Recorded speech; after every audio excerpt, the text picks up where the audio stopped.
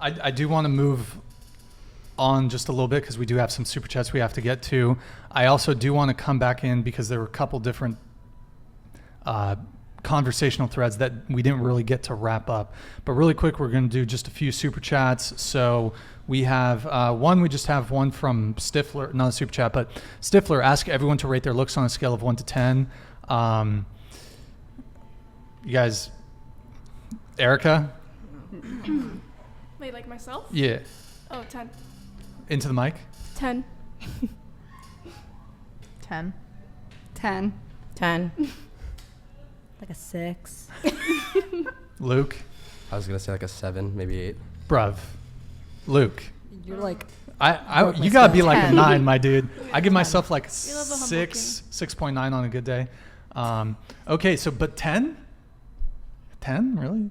It's a bit of hubris, a little bit, don't you think? I mean, 10? It's confident, not confident. Yeah, exactly. Oh, okay. I think I Hey. see where you're going to go with this, and that's, with the whole, improving yourself, is that where you're going with this?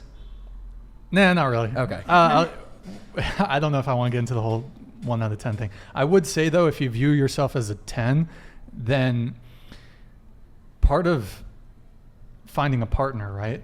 Like if you view yourself as a 10, then surely you must deserve a 10. So if you have a bunch of women who think they're 10, I mean, this also comes back to what percentage of men do you find attractive? If Danny DeVito thinks he's a 10, he's like, let's say Danny DeVito without the status, right? If he thinks he's a 10, but let's say, take away the status, he's just some regular dude, he ain't landing a Victoria's Secret model, right? So I'm not saying any of you look like Danny DeVito. Okay, let me just make that clear. But I think that's one of the problems in the dating marketplace is people don't have a reasonable self-assessment of their own attractiveness, and thus their standards they're not going to be able to secure the type of partner that they're going after if they think they're a 10. No offense, guys. I disagree. I'm getting death stares. We're going to move on from that. Everyday Edgar with the $2 super chat. Luke's better looking. Okay. Everyday Edgar chat wants Luke to make out with Erica.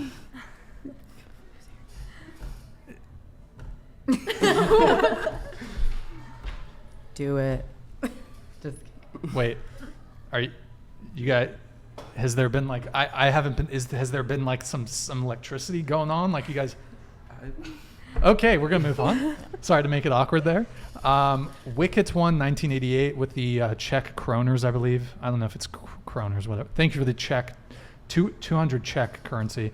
Luke, take Erica out after the. Wow, they're really shipping Luke and Erica. Okay. Do it. Good times. Hey, she can get you like the hookup on Chipotle. Just saying, Luke. Yeah. Just saying. Okay. You have to pay though. Ooh, rip. Rest in peace. So there are two kind of conversational threads I wanted to really wrap up quickly, and then we're going to go to we got some videos to react to. So you made a comment about, Brian, what's with the bikini photo thing, And I do want to just reiterate, when I did go over that list, that was kind of like a broad list of what I think guys, in terms of their preferences, what they want in women. The bikini photo thing on the Instagram, some guys have an issue with it. I don't really care, but like if I had to pick, I would say I'd prefer a girl, if it was like Instagram was a bit more private, if she was a bit more, had a public facing modesty. So if she's just more modest publicly, or if she just didn't have social media. I don't know. So, because, I don't know, social media is like part of, I want to actually paint a dream world hypothetical scenario that kind of is I don't know if I'm using that word right, related to this. And it has to do with why I would have an issue if I was in a relationship with a girl if she was constantly going to bars and clubs, right? So did you guys object to that one at all? Like, so one of my preferences for a girlfriend is, and this isn't like, there's a reciprocity on this. I don't go to bars and clubs, parties.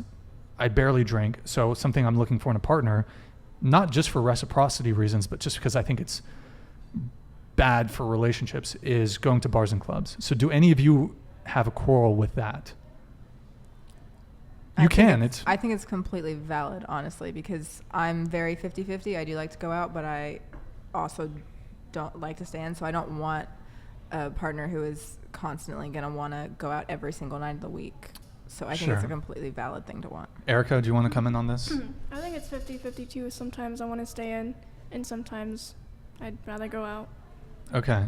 But let's say you're in a, let me ask, so let's say you're in a long-term relationship with a guy and he said, hey, listen, like, it kind of makes me uncomfortable that you're going out to the bars and clubs. Like, is that, would you then say, you know what, babe, I love you, like, I'll stop going, or fuck you, I'm gonna do what I want? Am I going out like weekly? Like, is it like a bad habit? Or if it's like every once in a while? Maybe a couple times a month. Oh, I think that's a red flag. Okay. Does anyone else want to come in on this, you guys? I think it just depends on your lifestyle. Sure. Like, Yeah, what she said. Okay. I think it depends on like the trust you have with your partner. Yeah. Yeah. So, okay, I'm going to paint really quick, and I got this written down. This is a dream world hypothetical scenario. This is dream world. So this would, unless as a guy, you're like super famous, girls really aren't hitting up guys like this. But in the example I'm about to provide, hypothetical. So in the real world, the vast majority of men, and I think I touched on this, who go out to parties, clubs, bars, straight up would get ignored if they didn't make the first move. So,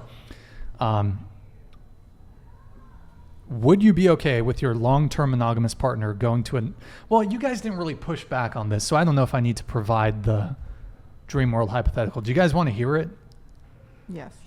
Okay, so this is kind of, and this sort of goes into a bit of the double standard as to why, because we were talking a bit about, you mentioned how guys don't really, or you were saying how it's not so black and white, and women get approached, men get approached, like, so this is sort of painting it from the frame of why men might have an issue with their significant other going to the bar club. So would you be okay with your long-term monogamous partner going to a nightclub, bar, or party type environment where throughout the course of the night, he's going to get approached, flirted with, and sexually pursued by numerous attractive women, some of which are more attractive than you and could potentially be a better partner than you? These women are buying him drinks, getting him drunk, and enthusiastically want to sleep with him that night and steal him away from you. It also just so happens to be the case that you guys had a major argument earlier on in the day. He's with his single man-ho friends. They're rallying. They're being a bad influence, telling him, hey, you should do it, and talking. Well, okay. So all that hypothetical scenario described, would you be okay with that scenario, your partner being in that environment? no, but I've also like literally been in that exact same situation. So your boyfriend, he was going out. Not my current boyfriend, but yeah, I've definitely been in that exact same situation. So sure, but this is a total hypothetical scenario because I basically painted what happens to women when they go out.